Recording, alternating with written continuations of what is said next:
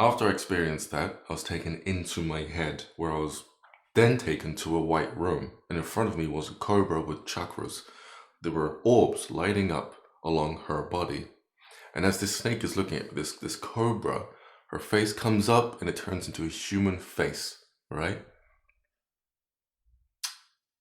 I don't know what's going to happen at this point. I feel like I'm being put on trial. I haven't done anything bad, but at the same time, I'm in Florida and I decide to cook up my own batch of DMT, formerly known as dimethyltryptamine. Now, dimethyltryptamine is a funny molecule in that it's secreted in large amounts at birth and when you die.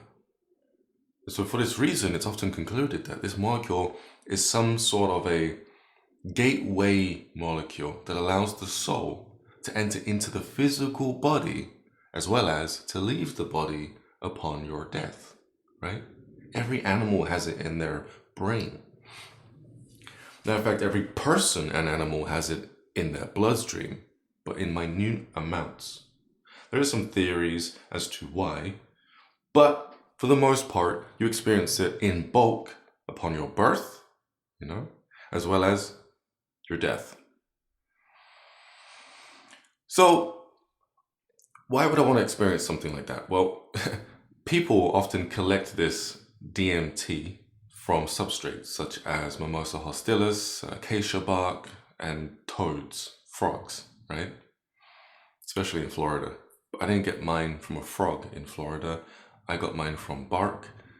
And the reason as to why myself, as well as others, again, would like to partake in smoking large quantities of this substance, this molecule, is because when you can reach, in a moment, those same levels of, well, what should I say, potency, you start to experience similar things to the death process. You start to see into other dimensions, other planes. A lot of people report seeing angels, as well as even meeting God itself. I can attest to that actually happens most of the time if you smoke enough. And sometimes people will smoke it by themselves, or they'll experience it at retreats, such as an ayahuasca retreat. Only ayahuasca, although its main component is DMT, it has cape resin, which prevents your liver from breaking down the DMT so quickly. Okay, usually when you smoke it through a pipe like we did back then, your liver processes it out in like 10 to 15 minutes. So it's a very quick trip to God. But because of the cape resin at these ayahuasca ceremonies, your trip can last up to 13 to 16 hours. Right? You can get a lot out of a trip like that. But not everybody is so lucky to experience a trip that concludes in a positive way. Sometimes people leave these retreats half-cocked. They haven't quite learned their message yet or figured out what their experience meant to them. Or perhaps it's even worse than that. Sometimes they don't just come out confused, but terrified, simply because what they last saw on ayahuasca wasn't pleasant. And so, I had such an individual in my company, in this Airbnb, and she needed help. She was freaking out. And that is the reason as to why I decided to, create this batch of dimethyltryptamine. I figured that because it was a quick trip, that if she had smoked it, then, it will conclude her ayahuasca journey for her. It would take her through the whole thing and then some, having her come back to reality in a more refreshed, peaceful way. And it worked. But whilst doing these trips on the balcony, I couldn't help myself but partake as well. And I ended up doing it at least,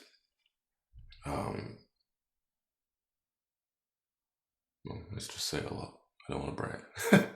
And one of the times, I was in our bedroom, laying down, and my whole body turned into little snakes. And they're all looking at me, and my fingers turn into snakes. They move away from the hand, and I just kind of fall apart. And so as my body starts to fall apart and unravel itself, it looks really bizarre and really weird. There's this huge Goliath snake. Its head is so big that it's barely fitting into the room. Just looking at me at the foot of the bed, I'm just disassembled at that point. And I feel as if this snake is intelligent. I feel as if this snake knows way more than every person on the planet combined. It's strange. It makes sense if they're that old, these beings that hold knowledge about certain things. After I experienced that, I was taken into my head, where I was then taken to a white room, and in front of me was a cobra with chakras. There were orbs lighting up along her body. And as this snake is looking at this cobra, her face comes up and it turns into a human face, right? I don't know what's going to happen at this point. I feel like I'm being put on trial. I haven't done anything bad, but at the same time, I feel like this thing is higher than me. And as it's looking at me, it starts to, I can't remember now, but it's okay, because I remember the crux of this story, the main reason as to why I'm making this video. I can't remember now, but it told me something in particular. And whilst it told me that, everything went black. And I found myself being shown this orb. It looked like a glass orb at first, but then when I really looked at it, it turned into the globe, right, the earth. And around me, I could feel the presence of a being. It was a different being. It wasn't the cobra. Okay, this one felt male. It was the one showing me this globe of an earth. Only it looks about the size of a beach ball where I'm standing.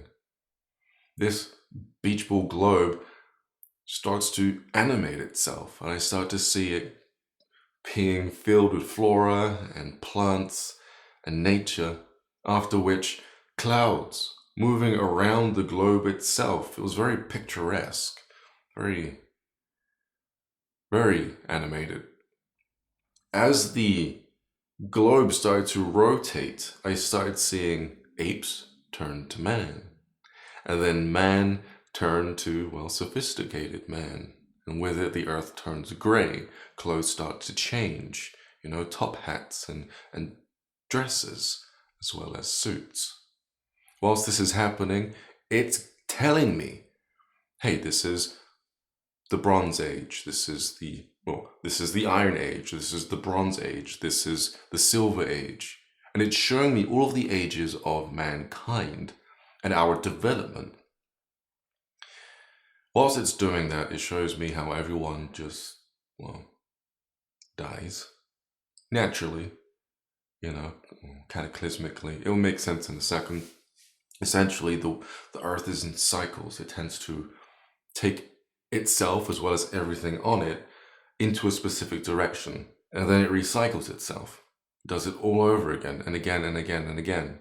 Then, a black snake shows up beside my head, and it comes around to my front, obstructing the view of the globe. And it literally tells me telepathically that the energy that I'm feeling when I'm looking at this snake is in everything else. It's known as Kundalini, and it's what perpetuates the series of events that we call life. Not just when it comes to our life and the things on the planet, but when it comes to the universe, it's everywhere. What I found was the most interesting was that what people are focusing on nowadays in terms of Kundalini, be that their sexual energy, pales in comparison compared to the purest state of Kundalini that this snake was telling me people have tuned into here and there. They just completely miss it. It told me to tell you to look at snakes.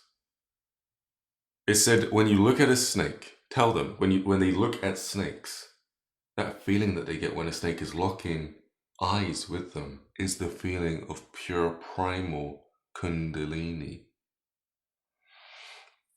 Not primal in the sense that it's barbaric, but primal in the sense that it is an integral part of what moves the universe. It's like a force. It's ancient, and yet it's intelligent at the same time, enough to make everyone go through the same stuff over and over and over again, to control the evolutionary process of people, time, and time again.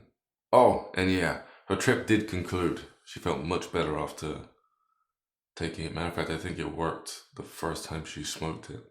It just wrapped everything up in a nice, neat little bow.